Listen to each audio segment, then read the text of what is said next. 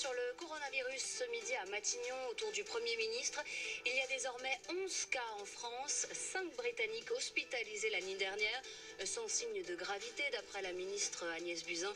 Des Britanniques qui séjournaient dans la station des Contamines de Montjoie en Haute-Savoie.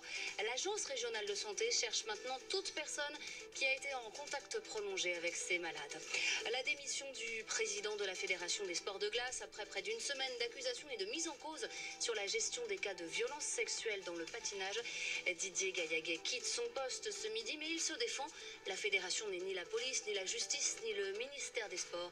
Voici ce qu'il a dit tout à l'heure après le Conseil fédéral exceptionnel.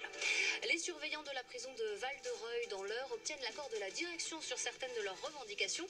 Les effectifs vont être augmentés sur les longues journées et des détenus au profil dangereux seront transférés dans les prochains jours. Résultat de négociations après le blocage de la prison ce matin. L'alliance entre la droite et l'extrême droite pour l'élection du président d'un État allemand a des répercussions jusqu'au gouvernement. La chancelière Angela Merkel vient de congédier le commissaire aux États régionaux de l'Est. Ce conservateur s'était félicité de la coalition ponctuelle cette semaine.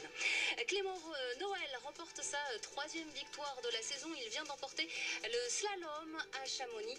Alexis Pinturault lui a raté sa course. Le Français, le skieur qui pouvait, s'il était sur le podium, prendre la première place du classement général de la Coupe du Monde de ski alpin. C'est donc raté pour Alexis Pinturault.